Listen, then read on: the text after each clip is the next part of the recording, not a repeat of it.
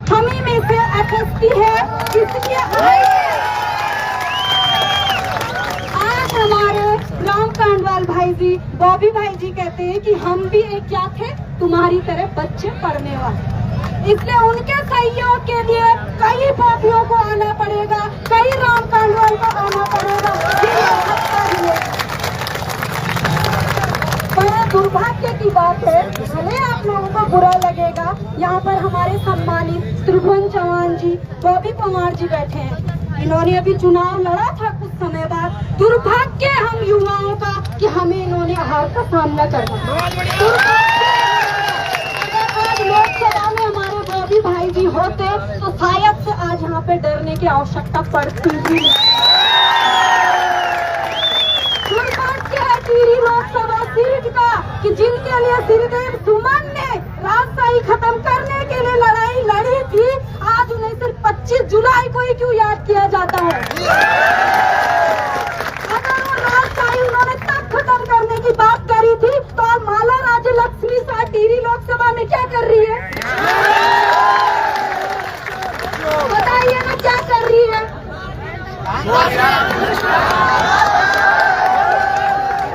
इसलिए मैं समस्त युवा पीढ़ी से अनुरोध करती हूँ, किसी सड़क की भीड़ से हम कुछ नहीं कर सकते हैं। हमें घर घर जाके अपनी बहनों, अपनी माँ, सबकी सोच को बदलना होगा। लोकसभा चुनाव टिहरी से बॉबी भाई चुनाव लड़ रहे थे तो मैं अपने खर्चे से घर गई थी तो बीजेपी के कैंडिडेट खुलेआम कह रहे थे इस पे नहीं चलने वाली आज, क्योंकि समस्त गाँव वालों को मैंने कहा था कि वोट देनी है तो बॉबी भाई को देनी है। आज जब मैं यहाँ पे आई थी तो मैं अपनी माँ को सिर्फ इतना सूचित करके आई हूँ कि माँ धरने में जा रही हूँ, शाम को किस हालत में घर लौटूंगी कुछ नहीं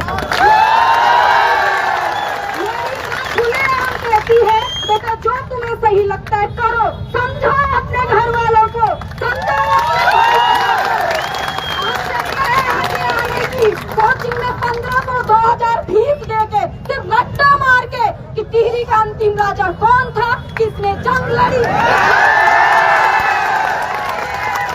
हम उत्तराखंड के इतिहास में 2 लोगों को पढ़ते हैं, चंद्र सिंह गढ़वाली पेशावर कांड के लिए जाने जाते हैं, उन्होंने भी कितनी भूमिका निभाई, पढ़ने वाले बच्चे को पता होगी। दूसरा हम जानते हैं तिलहाड़ी कांड, चक्रधर जुयाल। आप लोग तय कर लो, आपको इतिहास में अगर दर्ज होना है तो किसको कॉपी करते हुए होना है?